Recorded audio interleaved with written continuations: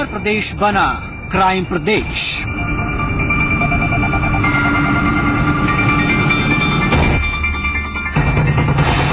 फिर दिखा बेखौफ बदमाशों का कहर।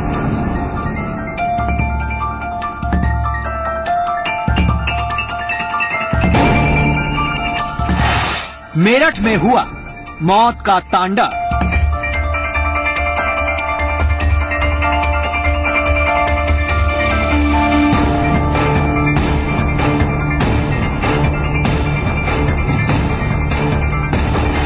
गली मोहल्ले की लड़ाई बनी वर्चस्व की जंग।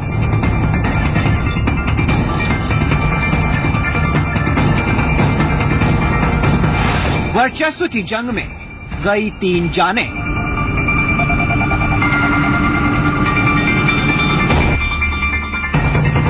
कब गिरफ्त में होंगे गुनहगार?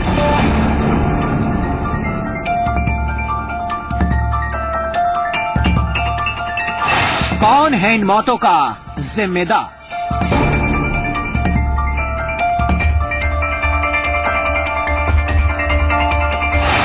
मेरठ में ट्रिपल मर्डर। जी हाँ, तो तफ्तीश की नई कड़ी में आप सभी का स्वागत है। मैं हूं आपके साथ आशुतोष चतुर्वेदी। मेरठ में ट्रिपल मर्डर। जी हाँ, बीती रात मेरठ के ब्रह्मपुरी इलाके में जो कुछ भी हुआ उसने पूरे इलाके में सनसनी फैला दी है। एक रेस्टोरेंट में जब 3 दोस्त खाना खा रहे थे तो कुछ लोगों ने उन पर ताबड़तोड़ गोलियां चला दी, फायरिंग कर दी। बताया जा रहा है कि मामला वर्चस्व की जंग का है। आखिर तीनों दोस्तों पर फायरिंग करने वाले कौन थे वो, चलिए करते हैं तफ्तीश।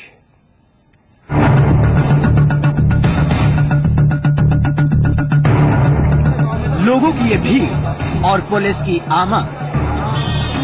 ये तस्वीरें उस वारदात के बाद सामने आई हैं जिसने एक बार फिर ये साबित कर दिया है कि उत्तर प्रदेश को अगर क्राइम प्रदेश कहा जाए तो शायद गलत नहीं होगा,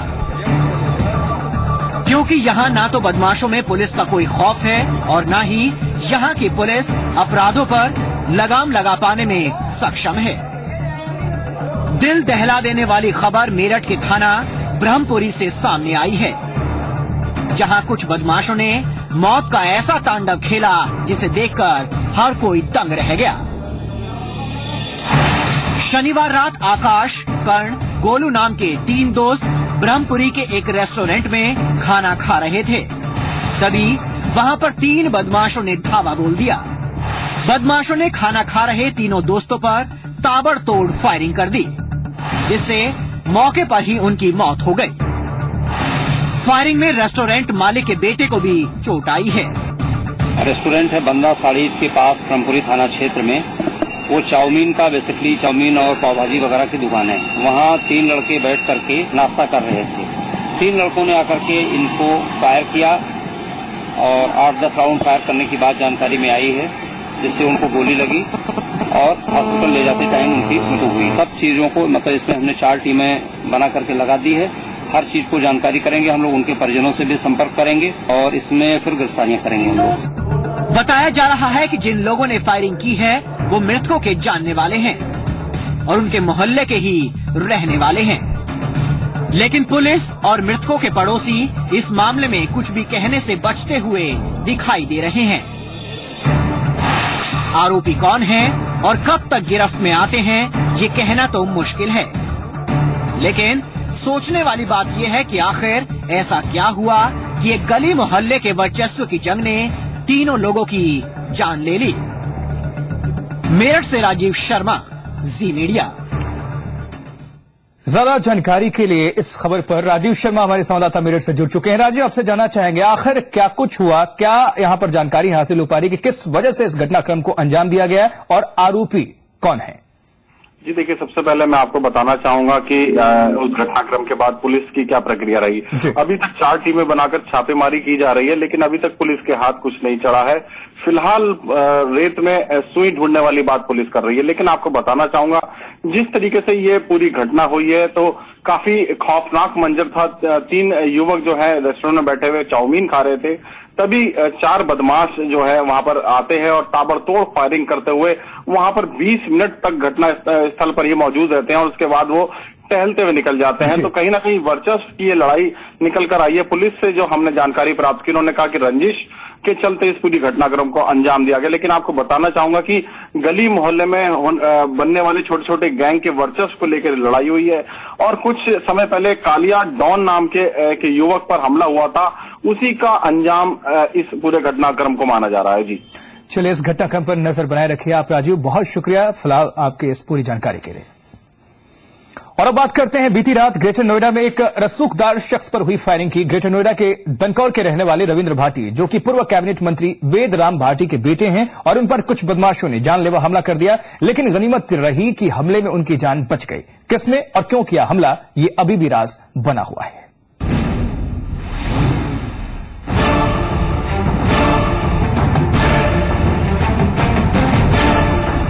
अस्पताल के बिस्तर पर लेटे इस शख्स का नाम रविंद्र है और इसकी इस हालत का जिम्मेदार है वो शख्स जो अब भी पुलिस की गिरफ्त से बाहर है। ग्रेटर नोएडा के दनकौर के रहने वाले रविंद्र भाटी पूर्व कैबिनेट मंत्री वेदराम भाटी के बेटे हैं। बीती रात जब रविंद्र अपने ईंट के भट्टे से घर लौट रहा था, तभी बाइक पर आए एक बदमाश ने रविंद्र की कार रोकी और उसे गोली मार दी। गनीमत ये रही कि गोली रविंद्र के हाथ में लगी और रविंद्र की जान बच गई। मारने आए थे आपको? वो तो सीधा उन पर अटैक कर रहे थे, मारने आए थे शायद, जैसे मुझे लग रहा है। कितने लोग थे? मैंने नहीं देखा, जो आदमी गाड़ी चला रहा था उसी ने मेरे ऊपर हमला किया। रविंद्र भाटी को नोएडा के अस्पताल में भर्ती कराया गया है, जहां अब उसकी हालत खतरे से बाहर बताई जा रही है। वहीं पुलिस ने मामला दर्ज कर हमलावर की तलाश शुरू कर दी है। उनका बताना है कि ड्राइविंग सीट पे जो बैठा हुआ था तुरंत निकला और वो फायर करने की कोशिश किया। इन्होंने हाथ से पकड़ा तो इनके बाएं हाथ में हथेली पे इनको गोली चीरते हुए निकल गई है और स्थिति खतरे की नहीं है, नियंत्रण में है। रविंद्र को गोली क्यों और किसने मारी, ये तो पुलिस की तफ्तीश के बाद ही मालूम चल पाएगा। लेकिन इस वारदात ने एक बार फिर ये साबित कर दिया है कि अगर रसूखदार लोग ही यूपी में सुरक्षित नहीं है, तो आम आदमी की सुरक्षा तो राम भरोसे ही समझी जाए। ग्रेटर नोएडा से अमित चौधरी, जी मीडिया। और अमित चौधरी इस घटनाक्रम पर नजर बनाए हुए हैं। अमित, आपसे जानना चाहेंगे पुलिस की तफ्तीश क्या कुछ कह रही है, आखिर इस घटनाक्रम को अंजाम क्यों दिया गया और हमलावर कौन थे? देखिए, पुलिस की तफ्तीश की अगर बात की जाए तो पुलिस के अधिकारियों के मुताबिक उस जगह जो कार आई थी, उस कार का नंबर तो अभी तक पुलिस ट्रेस नहीं कर पाई और न ही प्रत्यक्षदर्शियों द्वारा बताया गया है। फिलहाल पुलिस जो पीड़ित है उसके मोबाइल की कॉल डिटेल भी खंगालने में लगी है, क्योंकि जो हमलावर थे वो घटनाक्रम से, पुलिस का कहना है कि इस तरीके से घटनाक्रम से चीजें पता चल रही है, वो पहले से प्लान बनाकर यहाँ घटना करने के लिए पहुंचे थे। तो उनको इसके बारे में जानकारी थी कि इतने बजे रविंद्र यहाँ पहुंचेगा, इसलिए उन्होंने वारदात को अंजाम दिया। तो कहीं ना कहीं जान पहचान के लोग हो सकते हैं या किराए के बदमाश हो सकते हैं जिन्होंने इस वारदात को अंजाम दिया। अगर इस घटना में रविंद्र बदमाश से हाथापाई नहीं करता तो उसको काफी महंगा पड़ सकता था और भी गोलियां लग सकती थी, लेकिन उसने खुद जद्दोजहद कर किसी तरीके से अपना पीछा छुटाया। फिलहाल डॉक्टरों की माने तो खतरे से बाहर उनकी हालत पर गोली को निकाल दिया गया है, मगर अभी भी कुछ जो हमलावर है उनके बारे में कोई खास जानकारी नहीं जुटा पाई है। चलिए, शुक्रिया अमित इस जानकारी के लिए आपका। जहां तो उत्तर प्रदेश में जब रसूखदार लोग और पुलिस वाले ही सुरक्षित नहीं, तो भला आम आदमी की क्या मिसाल। ये इसलिए क्योंकि हरदोई में खाकी पर हुआ है जानलेवा हमला। और आखिर बेटा गोकुल थाने के एसओ नीरज वालिया पर हमला करने वाले शख्स थे कौन और क्यों बनाया गया खाकी को निशाना, देखते हैं इस रिपोर्ट के जरिए। एम्बुलेंस की सीट पर घायल हालत में लेटे ये हैं एसओ नीरज वालिया।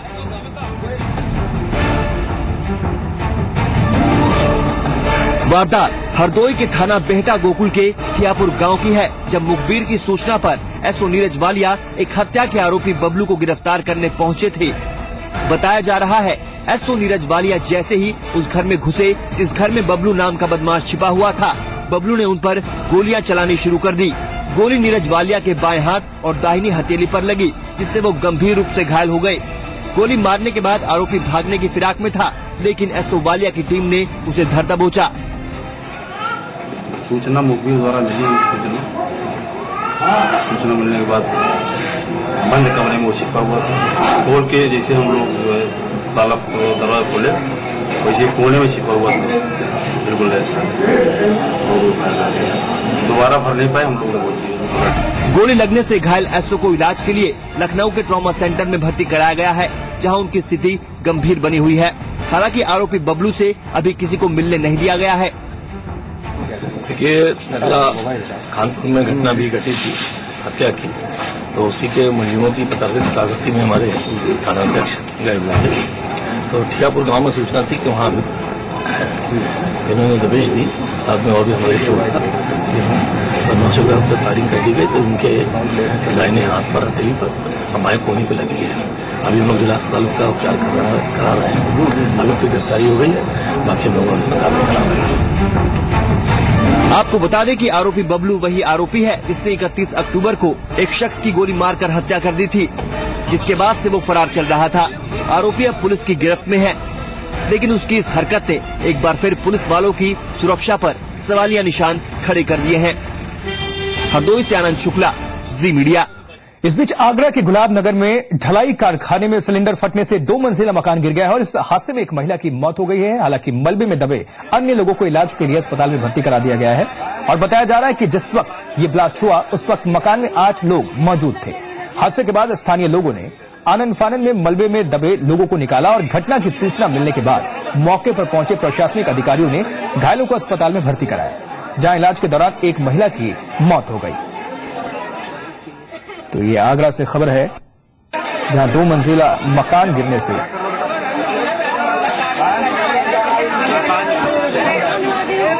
इस घर में 8 लोग मौजूद थे। तो फर्स्ट हैंड पता लगा है, एक बिनारा फैक्ट्री पड़ती है वहाँ पे गुलाब नगर में, शांति नगर के पास में एक गैस सिलेंडर फटने से एक विस्फोट हुआ घर में, जिसमें 7 लोग टोटल इंजर्ड हुए। एक जने की डेथ हो गई है। मौके पे सभी अधिकारी पहुंच गए थे, अग्निशमन की टीम, नगर निगम और मजिस्ट्रेट, सीओ साहिबान सभी पहुंच गए थे। बाकी 6 घायलों का इलाज कराया जा रहा है। मैं और 2 कारीगर काम करते थे। मैं बाहर सब्जी लेने गया तो मेरे बाद में कोई मिस्टेक कर दी किसी कारीगर ने, सिलेंडर फट गया। किस चीज का काम होता था? पायल का काम। पायल। किस सिलेंडर पे काम कर रहे थे? ऑक्सीजन सिलेंडर पे काम कर रहे थे और गैस की भी। कितने लोग गंभीर घायल है इसमें? क्या है? 3 और 2 5, 1 6 और 3 बच्चे, एक बच्चा 7 लोग। इससे आपका जो काम करते थे आप, उसको बजाने के लिए इंतजाम था आपके पास? हाँ था, उनके पास हाथ था।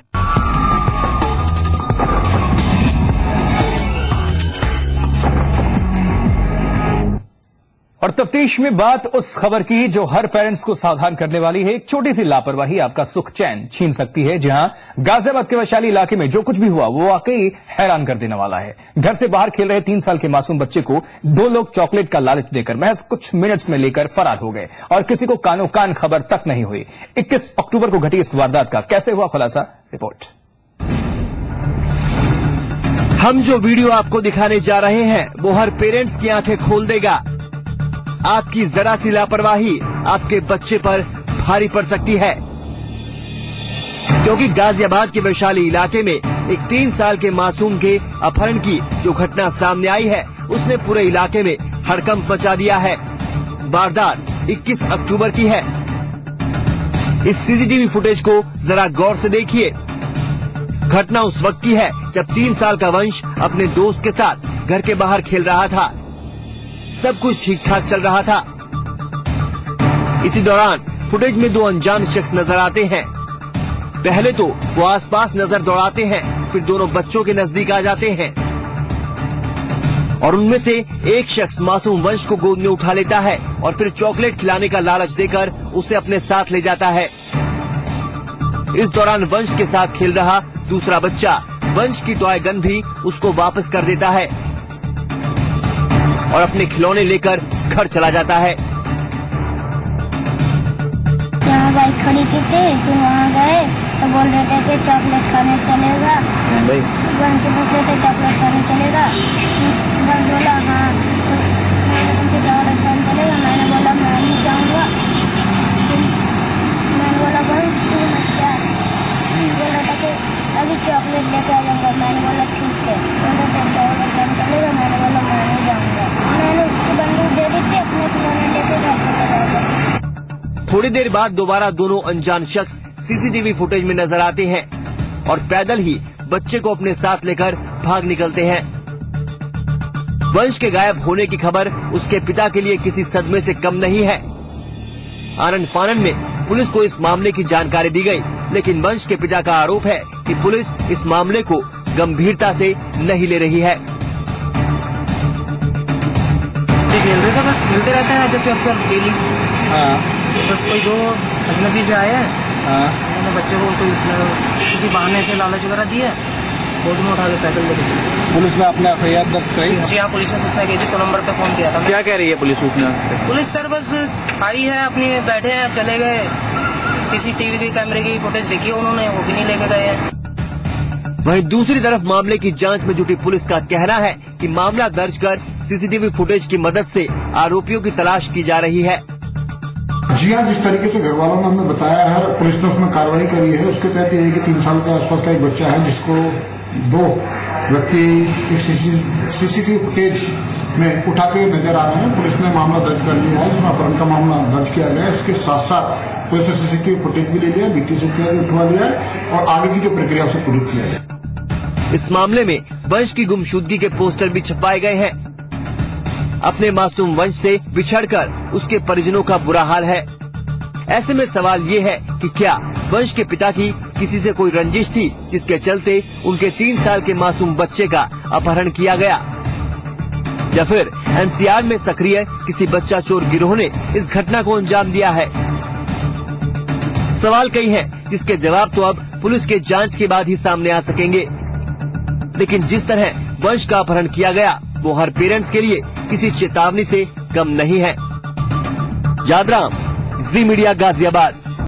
और कानपुर के पनकी थाना क्षेत्र में वर्दी दागदार हुई है। आरोप है कि रतनपुर चौकी के दरोगा सुरेश कुमार पांडे ने एक युवक कुलदीप की बुरी तरह से पिटाई कर दी।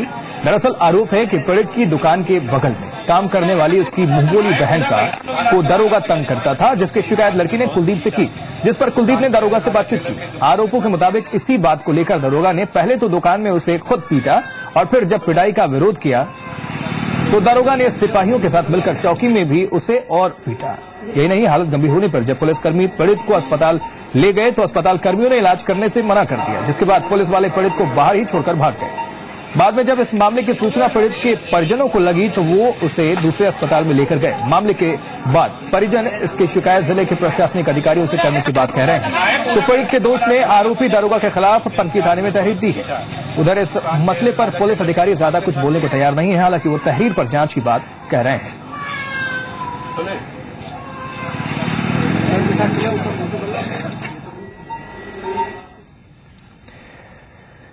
और इस रिपोर्ट के साथ ही तफ्तीश में फिलहाल के लिए इतना ही। अपने प्रदेश, देश और दुनिया की तमाम खबरों के लिए जुड़े रहिए जी संगम के साथ। नमस्कार।